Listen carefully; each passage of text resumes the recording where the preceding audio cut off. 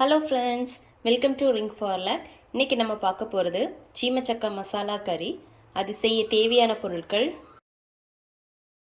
First நம்ம இந்த Seema சக்காவை cut பண்ணிக்கலாம். இப்போ இதோட தோல்லாம் நீக்கிக்கலாம். இது மாதிரி நம்ம கட் பண்ணி எடுத்துக்கலாம். கட் பண்ணி நம்ம தண்ணிக்குள்ளே போட்டுக்கலாம்.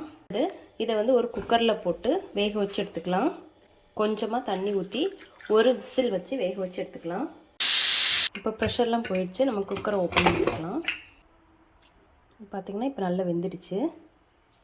ஒரு பேனில் ஒரு 2 டீஸ்பூன் எண்ணெய் ஊற்றிக்கலாம். அதில் 1 கப் தேங்காய், ஒரு 4 பல் பூண்டு, ஒரு சின்ன பீஸ் இஞ்சி, மிளகாய் வத்தல், 4 டேபிள் ஸ்பூன் கொத்தமல்லி, ஒரு சின்ன பீஸ் பட்டை, 4 ஏலக்காய், 3 கிராம்பு, 1.5 டீஸ்பூன் பெருஞ்சீரகம். இது இவ்வளவும் போட்டு நல்லா வறுத்துக்கலாம்.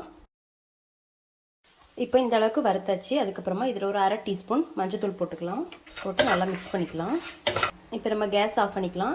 ஆஃப் பண்ணிட்டு இது நல்லா ஆறுனதுக்கப்புறமா மிக்சியில் போட்டு நல்லா நைஸ் பேஸ்ட்டாக அரைச்சி எடுத்துக்கலாம். இப்போ இது மாதிரி நல்லா நைஸாக அரைச்சாச்சு. இனி அடுத்தது ஒரு பேனில் ஒரு 1 டேபிள் ஸ்பூன் தேங்காய் ஊற்றிக்கலாம். எண்ணெய் காஞ்சதுக்கப்புறமா அதில் ஒரு வெங்காயம் போட்டுக்கலாம். வெங்காயம் கொஞ்சம் லைட்டாக வதக்கிக்கலாம்.